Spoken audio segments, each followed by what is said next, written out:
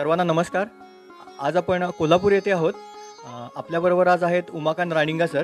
कोल्हापूर जिल्ह्यात खूप मोठ्या ठिकाणी नृसिंह देवतेच्या मूर्त्या आढळतात आणि त्या मूर्त्या अतिशय वैशिष्ट्यपूर्ण आहेत. त्यांची देवळंसुद्धा वैशिष्ट्यपूर्ण आहेत. तर आज आपण उमाकांत राणिंगा सरांकडनं ही माहिती जाणून घेऊ. सर नमस्कार. नमस्कार.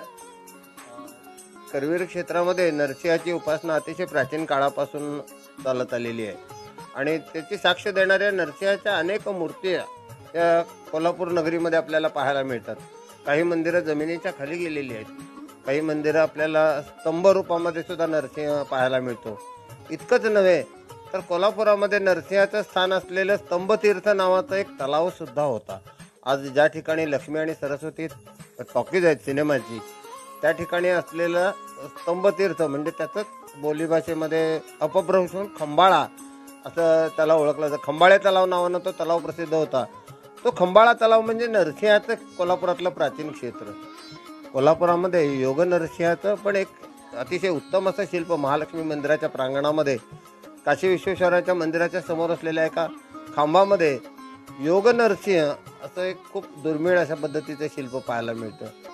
महालक्ष्मी मंदिरामध्ये तर दशावताराचे शिल्प आहेत, त्याच्यामध्ये नरसिंह आहे. त्याशिवाय महालक्ष्मी मंदिरामध्ये रामाच्या पाराच्या समोर असलेल्या वृक्षाच्या खाली नरसिंहाची एक प्राचीन मूर्ती होती. त्याचा उल्लेख आपल्याला पदकींच्या ग्रंथामध्ये पाहायला मिळतात. आणि ही मूर्तीसुद्धा 2-3 वर्षापूर्वीच्या उत्खननामध्ये त्या परिसरातून नरसिंहाची प्राचीन मूर्ती बाहेर आली होती की जिचं स्थान हे शेषशाही मंदिराच्या समोर असलेल्या वृक्षाच्या खाली होतं. आणखीन एक कोल्हापुरात वैशिष्ट्यपूर्ण नरसिंह म्हणजे लक्ष्मी आणि नरसिंह असं असलेलं मंदिर आपल्याला मंगळवार पेठेतल्या विठ्ठल मंदिराच्या प्रांगणामध्ये पाहायला मिळतं. या विठ्ठल मंदिर म्हणजे मंदिर परिसर आहे, तो मंदिर परिवार आहे. त्या ठिकाणी 7 ते 8 मंदिर आहेत. या संपूर्ण मंदिर प्रकाराच्या पूर्वद्वाराला नरसिंहाचं एक मंदिर आहे आणि ते मंदिर इतकं प्राचीन आणि अतिशय सुंदर नरसिंह लक्ष्मीची मूर्ती आपल्याला त्या ठिकाणी पाहायला मिळते.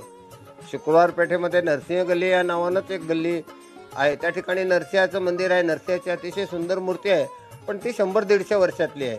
त्याला प्राचीनत्व नसलं तरी मूर्तिकला म्हणून ते अतिशय सुंदर मूर्ती आपल्याला त्या ठिकाणी पाहायला मिळते. करवीरचं ग्रामदैवत असलेल्या कपिलेश्वराच्या मंदिरात कपिलेश्वराच्या दक्षिणेला एक नरसिंहाचं प्राचीन स्थान आहे. करवीर निवासिनी महालक्ष्मीच्या जे श्रीपूजक आहे मुनीश्वर परिवार, त्यांचं ते उपास्य दैवत आणि म्हणून त्या नरसिंहाला या करवीर क्षेत्रामध्ये अतिशय महत्त्व आहे. कपिल तीर्थ मुजवल्यानंतर त्या ठिकाणी भाजी मार्केट उभारलं गेलं, पण नरसिंहाचं ते स्थान आज सुद्धा आपल्याला कपिलेश्वर मंदिराच्या ठिकाणी पाहायला मिळतं. महालक्ष्मी मंदिरात महाद्वारातून प्रवेश करत असताना उजव्या बाजूला त्या महाद्वाराच्या कमानीच्या उजव्या बाजूला नरसिंहाचं एक प्राचीन स्थान आहे. नरसिंहाची उपासना म्हणजे करवीर नगरीमध्ये वेगवेगळ्या काळामध्ये शैव उपासना होत्या, शाक्त उपासना होत्या, वैष्णव उपासना होत्या. अशा वेगवेगळ्या उपासना वेगवेगळ्या कालखंडामध्ये या करवीर नगरीमध्ये होत्या.